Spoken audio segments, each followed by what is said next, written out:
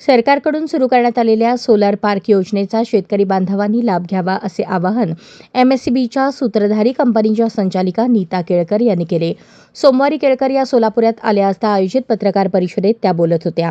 यावेळी त्यांनी solar park योजनेच्या माध्यमातून राज्यात शेतकऱ्यांसाठी सुरू असलेल्या प्रयत्नांची माहिती दिली. दिवसा शेतकऱ्यांना वीज मिळावी म्हणून सरकार प्रयत्नशील आहे. तसेच शहरी व ग्रामीण भागातील प्रधानमंत्री सूर्यगृह योजना देखील जास्तीत जास्त लोकांपर्यंत पोहोचवण्याचा आपला प्रयत्न आहे.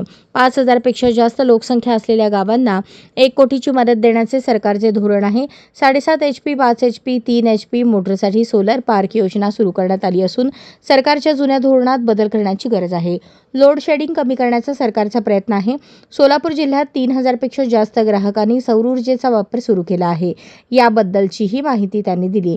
तसेच सौर कृषी पंप, स्मार्ट मीटर, परिमंडळ कार्यालय आदी विषयांवर त्यांनी मार्गदर्शन केले.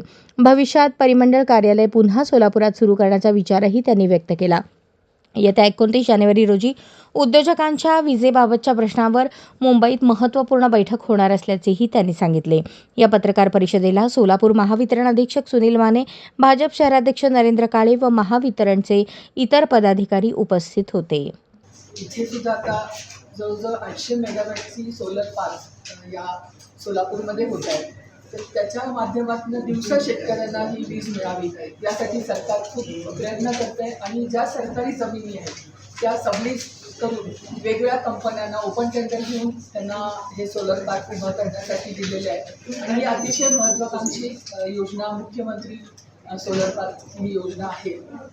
त्याचबरोबर आता जे शहरामध्ये किंवा ग्रामीणमधले जे घरगुती कनेक्शन्स आहेत त्यांनाही जी प्रधानमंत्री मुफ्त सूर्यघर योजना आहे की वरती तुम्ही सोलर पॅनल बसवा आणि त्याची सबसिडी घ्या.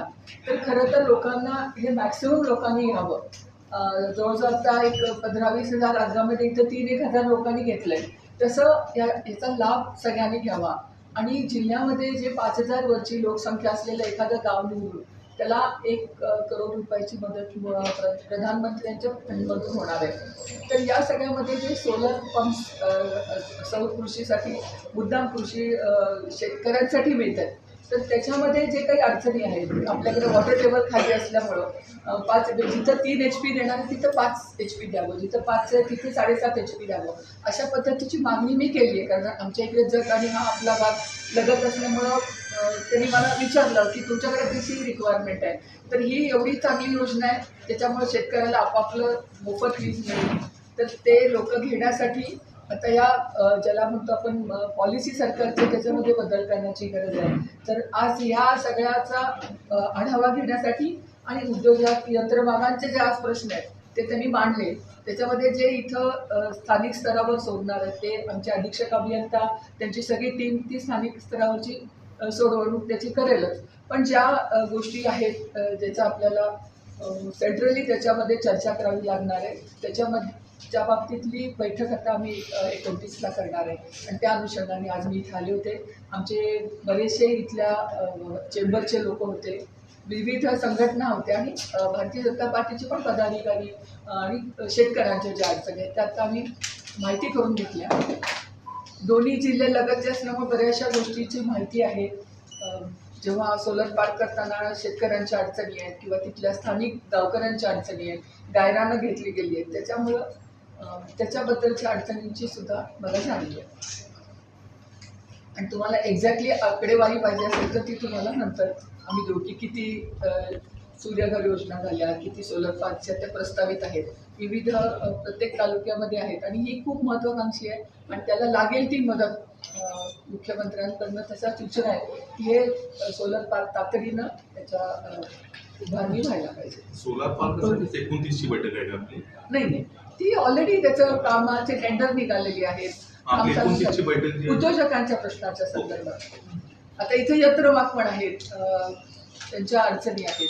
इचलकरंजीला पण यंत्रमाग आहेत आणि त्यांच्या काही सवलती आहेत त्या चालू ठेवाव्यात अशी त्यांची मागणी आहे आणि त्यांच्या येणाऱ्या अडचणी आहेत त्याच्याबद्दलच्या ची बैठक. कोण घेणार ती बैठक? उद्योजकांचे जे प्रश्न आहेत त्यासोबत सर्वसामान्यांचे प्रश्न जर घेतले तर तेही बरोबर, फक्त उद्योजकांचे नका. नाही, ते तर आहे. सर्वसामान्यांचे जे प्रश्न आहेत ते सोडवायला आमचे इथे जे अधिकारी आहेतच, लोकल अधिकारी आहेत केळकर मॅडम, आपण जे सध्याला ड्राईव्ह केलं त्याबद्दल तुम्हाला परत शुभेच्छा की आपण एवढं तिन्ही युनिट्स सध्या काम पाहतात आणि योग्य तो सूचना करतात. आज उद्योजकांची पण मिटिंग झाली, त्या संदर्भात पण आपण सांगितलं. आता मूळ अडचण अशी आहे सोलापूरकरांची की सोलापूर हे हॉट आहे, उष्ण आहे, आपल्याला कल्पना आहे. असं असताना मात्र दिवसातून किमान 4-5 तास प्रत्येक ठिकाणी लोड शेडिंग झाल्यासारखं होतंच. LTPC जवळ आहे काही किलोमीटर. असा सुद्धा जो पुरेसा फायदा होत नाही. लोकांच्या अडचणीत अनेक जण जे कुटुंब आहेत ते बिलो पॉवर्टी लाईनमध्ये आहे. कचऱ्याची घरं असतात, गरोदर माता असतात, वृद्ध व्यक्ती असतात, लहान मुलं असतात.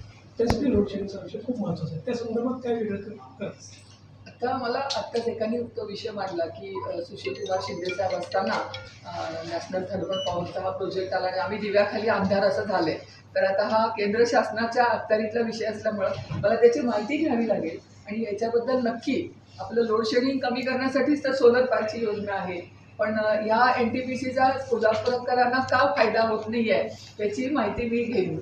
अशाच नवनवीन अपडेटसाठी जनता राज्य न्यूज चॅनलला सबस्क्राईब करा, लाईक करा आणि शेअर करायला विसरू नका.